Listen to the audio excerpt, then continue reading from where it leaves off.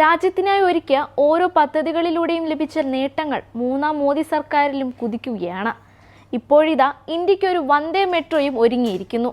ഗുജറാത്തിലാണ് രാജ്യത്തിലെ ആദ്യ Vande metro service ആരംഭിക്കുന്നതിനായി മോദി ഫ്ലാഗ് ഓഫ് ചെയ്തത്. ഇന്ത്യൻ ജനതയുടെ യാത്രയ്ക്ക് വേഗത കൂട്ടണമെന്ന ലക്ഷ്യത്തോടെയാണ് വന്ദേ ഭാരത് ട്രെയിനുകൾ എത്തിയത്. ഇതിനൊപ്പം മത്സര രാഷ്ട്രീയം കൂടി ചേർന്നപ്പോൾ ആദ്യ സർവീസുകൾക്ക് എല്ലാ റെയിൽവേ സ്റ്റേഷനുകളിലും വൻ വരവേൽപ്പ് ലഭിക്കുകയും ചെയ്തു. കേരളത്തിന് ഇനിയും വന്ദേ ഭാരത് എക്സ്പ്രസുകൾ ലഭിക്കുമെന്ന വാർത്തകൾ നിലനിൽക്കെയാണ് വന്ദേ മെട്രോ ട്രെയിൻ തുടങ്ങുന്നത്. ഗുജറാത്തിലെ ഭുജ് അഹമ്മദാബാദ് റൂട്ടിലാണ് ആദ്യ വന്ദേ മെട്രോ സർവീസ് ആരംഭിക്കുക. എന്നാൽ വന്ദേ ഭാരത് എക്സ്പ്രസും വന്ദേ മെട്രോയും ഒരേപോലെയല്ല. പക്ഷേ സമാനമായ പല ഘടകങ്ങളും ഉണ്ട്. 30 രൂപയ്ക്ക് വരെ യാത്ര ചെയ്യാൻ സാധിക്കുമെന്ന ഉറപ്പാണ് വന്ദേ മെട്രോ നൽകുന്നത്. അതും 2000-ലധികം പേർക്ക് യാത്ര ചെയ്യാനുള്ള സൗകര്യവുമുണ്ട്. കൂടുതൽ സംസ്ഥാനങ്ങളിലേക്ക് എത്താനും വന്ദേ മെട്രോ സജ്ജമായി വരികയാണ്. നിലവിൽ കച്ച് ജില്ലയെയും ഗുജറാത്തിലെ വാണിജ്യ നഗരമായ അഹമ്മദാബാദിനെയും ബന്ധിപ്പിക്കുന്നതാണ് ഈ ട്രെയിൻ. ഭൂവിസ്തൃതി പ്രകാരം രാജ്യത്തെ ഏറ്റവും വലിയ ജില്ലയാണ് കച്ച്. ആഴ്ചയിൽ 6 ദിവസമാണ് വന്ദേ മെട്രോ സർവീസ് നടത്തുക. രാവിലെ 5:05-ന് ഭുജ് സ്റ്റേഷനിൽ നിന്ന് യാത്ര ആരംഭിക്കുന്ന ട്രെയിൻ 5:50-ന് അഹമ്മദാബാദിലെത്തും. 360 കിലോമീറ്റർ കടന്ന് 6 മണിക്കൂറുകൾക്കുള്ളിൽ എത്തുമെന്ന് ചുരുക്കം. അതേ ദിവസം വൈകിട്ട് 5:30-ന് അഹമ്മദാബാദിൽ നിന്ന് മടങ്ങുന്ന ട്രെയിൻ രാത്രി 11:20-ന് ഭുജിലെത്തും. 110 കിലോമീറ്റർ വേഗതയിലാകും ട്രെയിൻ പോകുക. ഒരേ സമയം 2058 പേർക്ക് യാത്ര ചെയ്യാൻ സാധിക്കുന്ന ഒരു മെട്രോ ട്രെയിൻ.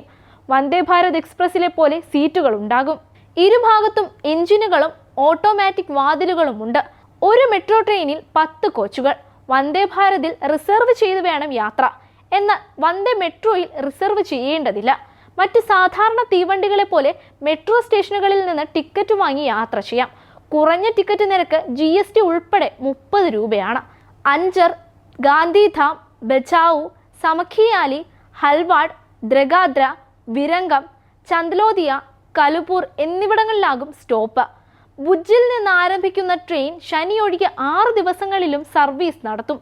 ഭുജിൽ നിന്ന് അഹമ്മദാബാദിലേക്കുള്ള ഒരു യാത്രയ്ക്ക് 430 രൂപ ചെലവ് വരുമെന്നാണ് കരുതുന്നത്. ബിസിനസ്സുകൾ, വിദ്യാർത്ഥികൾ, പ്രൊഫഷണലുകൾ, പതിവ് യാത്രക്കാർ എന്നിവർക്ക് പുതിയ സർവീസ് ഗുണം ചെയ്യുമെന്ന് പ്രധാനമന്ത്രി ഉറപ്പ് നൽകുന്നുണ്ട്. 3ാം തവണയുള്ള പ്രധാനമന്ത്രി സത്യപ്രതിജ്ഞയ്ക്ക് ശേഷമുള്ള മോദിയുടെ ആദ്യ ഗുജറാത്ത് സന്ദർശനമാണെങ്കിലും ഒന്നിലധികം വികസന പദ്ധതികൾക്കായാണ് ഗുജറാത്തിൽ മോദി തറക്കല്ലിട്ടത്. അഹമ്മദാബാദിനെയും ഗാന്ധിനഗറിനെയും ബന്ധിപ്പിക്കുന്ന മെട്രോ റെയിൽ സർവീസിന്റെ 2ാം ഘട്ടവും പ്രധാനമന്ത്രി ഉദ്ഘാടനം ചെയ്തു. ഗാന്ധിനഗറിൽ റീഇൻവെസ്റ്റ് 2024-ന്റെ 4ാം പതിപ്പിന്റെ ഉദ്ഘാടനവും അഹമ്മദാബാദിൽ 8000 കോടിയിലധികം വരുന്ന ഒന്നിലധികം വികസന പദ്ധതികളുടെ ഉദ്ഘാടനവും തറക്കല്ലിടലും പ്രധാനമന്ത്രിയുടെ നേതൃത്വത്തിൽ നടന്നിട്ടുണ്ട്.